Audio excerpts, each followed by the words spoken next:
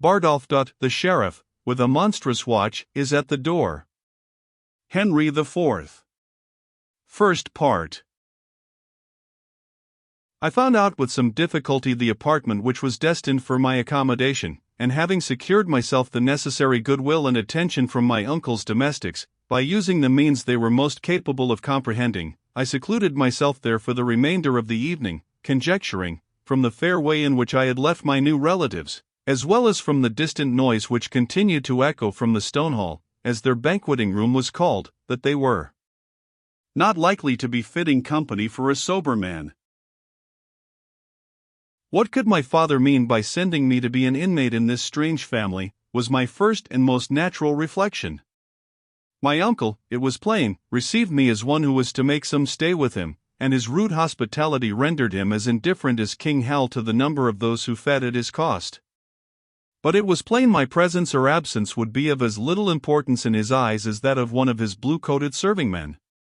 My cousins were mere cubs, in whose company I might, if I liked it, unlearn whatever decent manners or elegant accomplishments I had acquired, but where I could attain no information beyond what regarded worming dogs, rowling horses, and following foxes. I could only imagine one reason, which was probably the true one. My father considered the life which was led at Osbaldistone Hall as the natural and inevitable pursuits of all country gentlemen, and he was desirous, by giving me an opportunity of seeing that with which he knew I should be disgusted, to reconcile me, if possible, to take an active share in his own business. In the meantime, he would take Rashleigh Osbaldistone into the counting-house. But he had 100 modes of providing for him, and that advantageously, whenever he chose to get rid of him.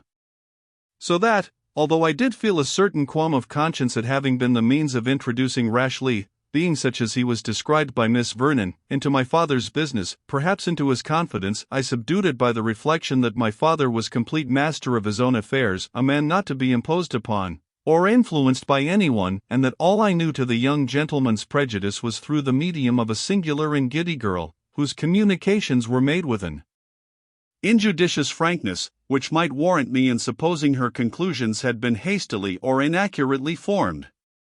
Then my mind naturally turned to Miss Vernon herself, her extreme beauty, her very peculiar situation, relying solely upon her reflections, and her own spirit, for guidance and protection, and her whole character offering that variety and spirit which piques our curiosity, and engages our attention in spite of ourselves.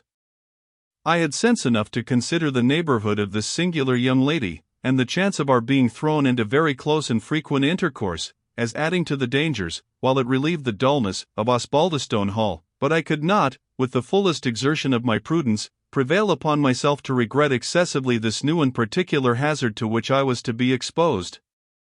This scruple I also settled as young men settle most difficulties of the kind. I would be very cautious, always on my guard, consider Miss Vernon rather as a companion than an intimate, and all would do well enough. With these reflections I fell asleep, Miss Vernon, of course, forming the last subject of my contemplation. Whether I dreamed of her or not, I cannot satisfy you, for I was tired and slept soundly. But she was the first person I thought of in the morning, when waked at dawn by the cheerful notes of the hunting horn.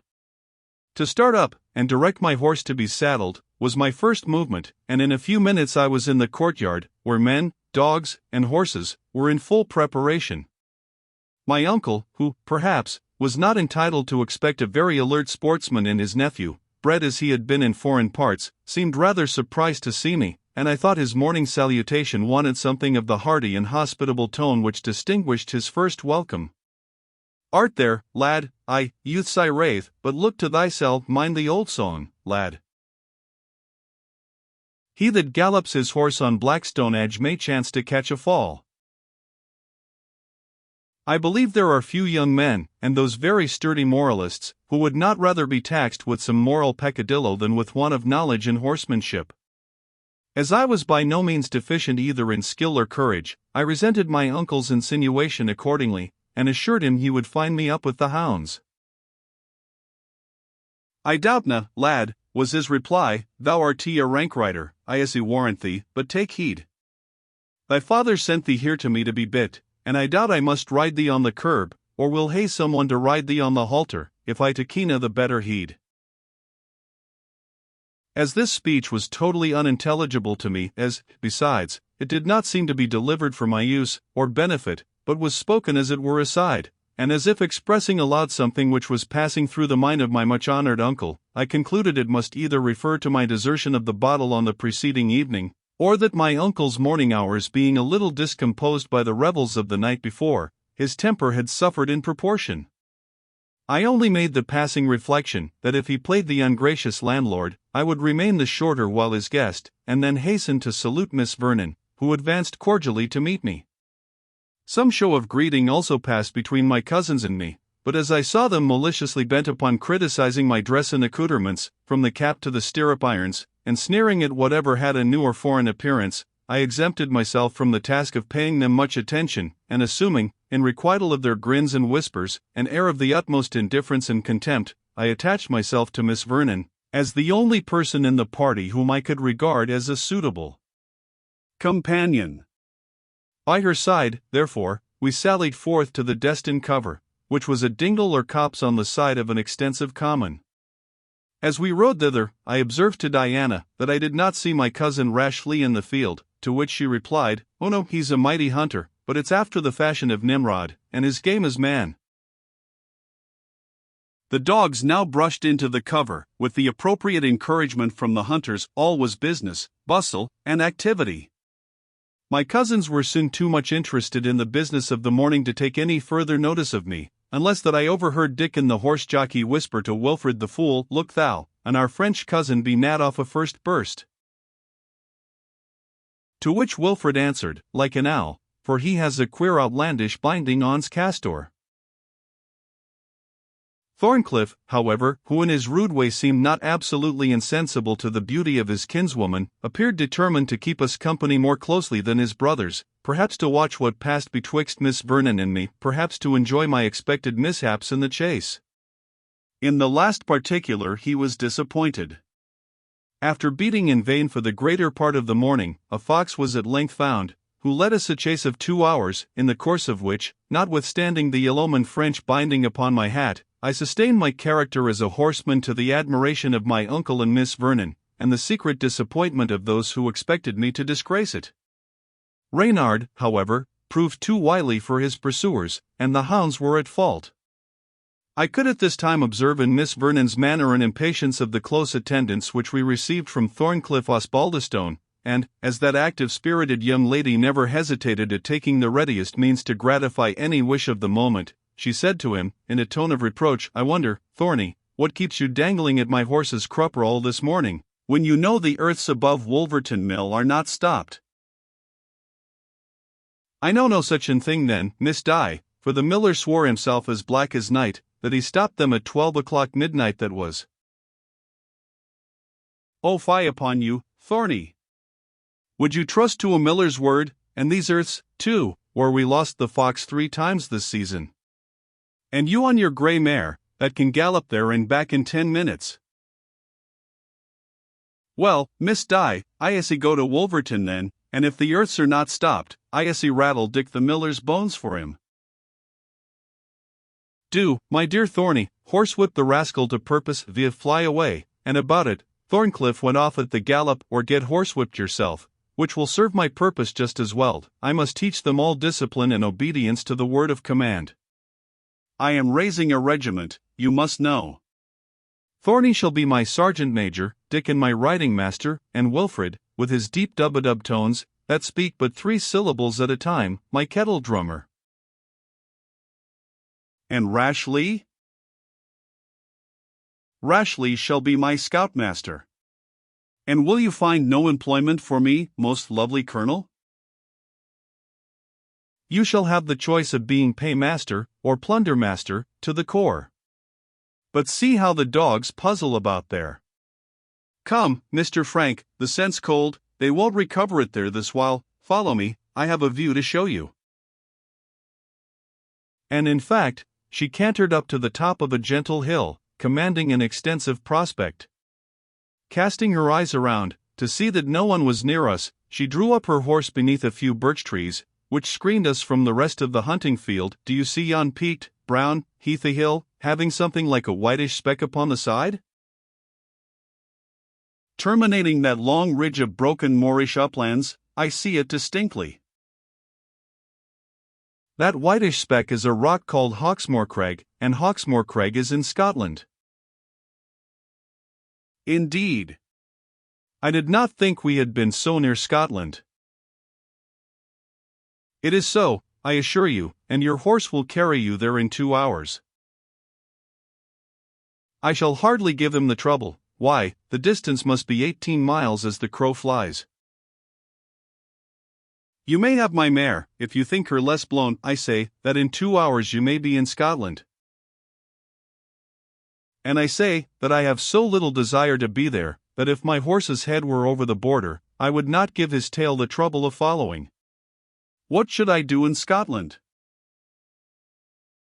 Provide for your safety, if I must speak plainly. Do you understand me now, Mr. Frank? Not a whit. You are more and more oracular.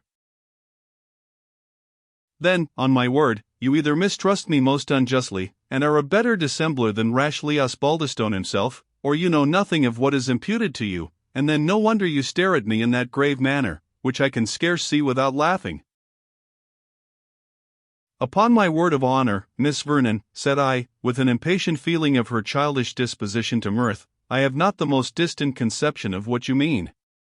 I am happy to afford you any subject of amusement, but I am quite ignorant in what it consists.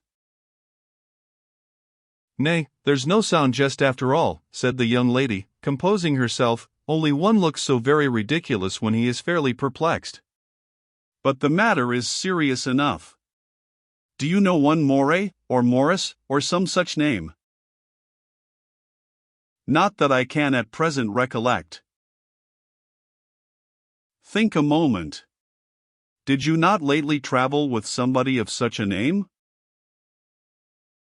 The only man with whom I travelled for any length of time was a fellow whose soul seemed to lie in his portmanteau.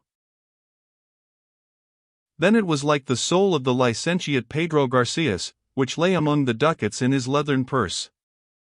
That man has been robbed, and he has lodged an information against you, as connected with the violence done to him.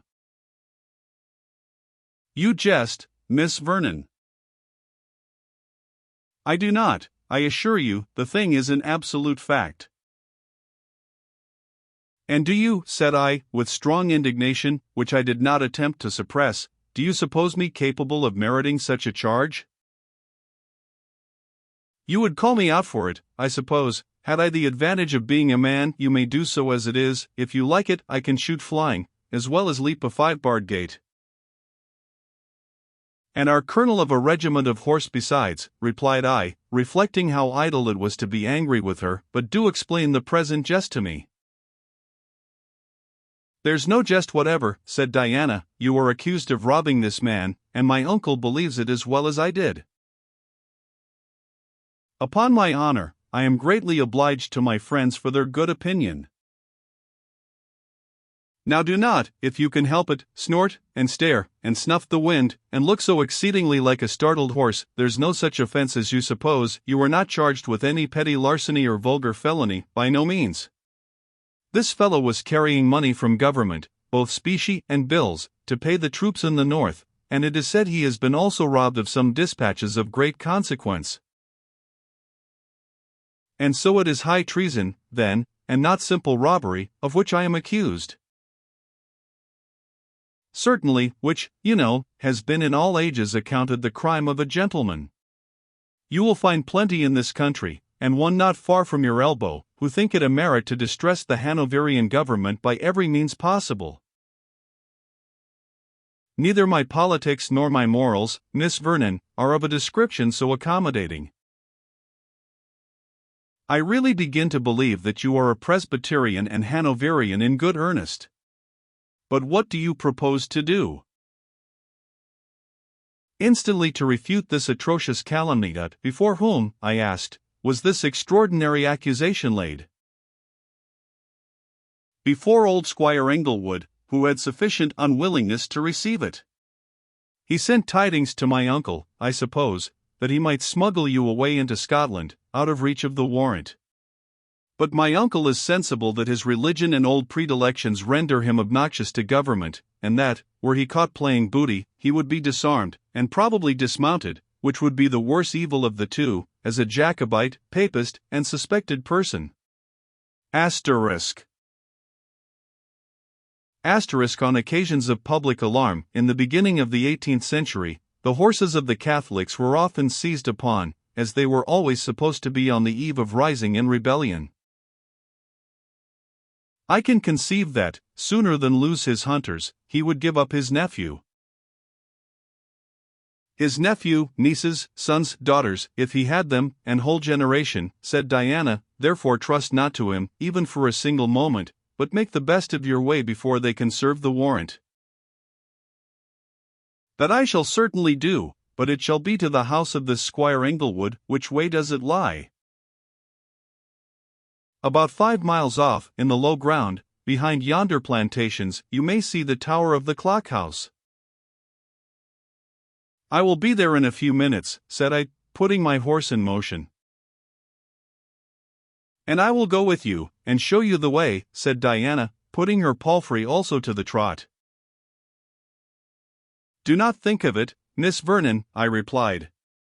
It is not, permit me the freedom of a friend, it is not proper, scarcely even delicate, in you to go with me on such an errand as I am now upon. I understand your meaning, said Miss Vernon, a slight blush crossing her haughty brow. It is plainly spoken, and after a moment's pause she added, and I believe kindly meant. It is indeed, Miss Vernon. Can you think me insensible of the interest you show me, or ungrateful for it, said I, with even more earnestness than I could have wished to express.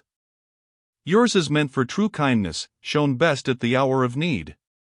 But I must not, for your own sake, for the chance of misconstruction, suffer you to pursue the dictates of your generosity. This is so public an occasion, it is almost like venturing into an open court of justice. And if it were not almost, but altogether entering into an open court of justice, do you think I would not go there if I thought it right, and wished to protect a friend? You have no one to stand by you, you are a stranger, and here, in the outskirts of the kingdom, country justices do odd things. My uncle has no desire to embroil himself in your affair, Rashleigh is absent, and were he here, there is no knowing which side he might take, the rest are all more stupid and brutal one than another. I will go with you, and I do not fear being able to serve you. I am no fine lady, to be terrified to death with law books, hard words, or big wigs. But my dear Miss Vernon. But my dear Mr. Francis, be patient and quiet, and let me take my own way, for when I take the bit between my teeth, there is no bridle will stop me. Flattered with the interest so lovely a creature seemed to take in my fate, yet vexed at the ridiculous appearance I should make, by carrying a girl of 18 along with me as an advocate, and seriously concerned for the misconstruction to which her motives might be exposed, I endeavored to combat her resolution to accompany me to Squire Inglewood's. The self-willed girl told me roundly that my dissuasions were absolutely in vain, that she was a true Vernon, whom no consideration, not even that of being able to do but little to assist him, should induce to abandon a friend in distress, and that all I could say on the subject might be very well for pretty, well-educated, well-behaved misses from a town boarding school, but did not apply to her, who was accustomed to mind nobody's opinion but her own. While she spoke thus, we were advancing hastily towards Inglewood Place, while, as if to divert me from the task of further remonstrance, she drew a ludicrous picture of the magistrate and his clerk. Inglewood was, according to her description, a whitewashed Jacobite, that is, one who, having been long a non-juror, like most of the other gentlemen of the country, had lately qualified himself to act as a justice, by taking the oaths to government. He had done so, she said, in compliance with the urgent request of most of his brother squires, who saw, with regret, that the palladium of sylvan sport, the game laws, were likely to fall into disuse for want of a magistrate who would enforce them, the nearest acting justice being the mayor of Newcastle, and he, as being rather inclined to the consumption of the game when properly dressed, than to its preservation when alive, was more partial, of course, to the cause of the poacher than of the sportsman. Resolving, therefore, that it was expedient some one of their number should sacrifice the scruples of Jacobitical loyalty to the good of the community. The Northumbrian country gentleman imposed the duty on Inglewood, who, being very inert in most of his feelings and sentiments, might, they thought, comply with any political creed without much repugnance. Having thus procured the body of justice, they proceeded, continued Miss Vernon, to attach to it a clerk, by way of soul, to direct and animate its movements. Accordingly they got a sharp Newcastle attorney, called Jobson, who, to vary my metaphor, finds it a good thing enough to retail justice at the sign of Squire Inglewood, and, as his own emoluments depend on the quantity of business which he transacts, he hooks in his principal for a great deal more employment in the justice line than the honest squire had ever bargained for, so that no apple wife within the circuit of 10 miles can settle her account with a costermonger without an audience of the reluctant justice and his alert clerk, Mr. Joseph Jobson. But the most ridiculous scenes occur when affairs come before him, like our business of today, having any coloring of politics. Mr. Joseph Jobson, for which, no doubt, he has his own very sufficient reasons, is a prodigious zealot for the Protestant religion, and a great friend to the present establishment in church and state. Now, his principal, retaining a sort of instinctive attachment to the opinions which he professed openly until he relaxed his political creed with the patriotic view of enforcing the law against unauthorized destroyers of black game, grouse, partridges, and hares, is peculiarly embarrassed when the zeal of his assistant involves him in judicial proceedings connected with his earlier faith, and, instead of seconding his zeal, he seldom fails to oppose to it a double dose of indolence and lack of exertion. And this inactivity does not by any means arise from actual stupidity. On the contrary, for one whose principal delight is in eating and drinking, he is an alert, joyous, and lively old soul, which makes his assumed dullness the more diverting. So you may see Jobson on such occasions, like a bit of a broken-down blood-tit condemned to drag an overloaded cart, puffing, strutting, and spluttering, to get the justice put in motion, while, though the wheels groan, creak, and revolve slowly, the great and preponderating weight of the vehicle fairly frustrates the efforts of the willing quadruped, and prevents its being brought into a state of actual progression. Nay more, the unfortunate pony, I understand, has been heard to complain that this same car of justice, which he finds it so hard to put in motion on some occasions, can on others run fast enough downhill of its own accord, dragging his reluctant self backwards along with it, when anything can be done of service to Squire Inglewood's quondam friends. And then Mr. Jobson talks big about reporting his principal to the Secretary of State for the Home Department, if it were not for his particular regard and friendship for Mr. Inglewood and his family. As Miss Vernon concluded this whimsical description, we found ourselves in front of Inglewood Place, a handsome, though old-fashioned building, which showed the consequence of the family.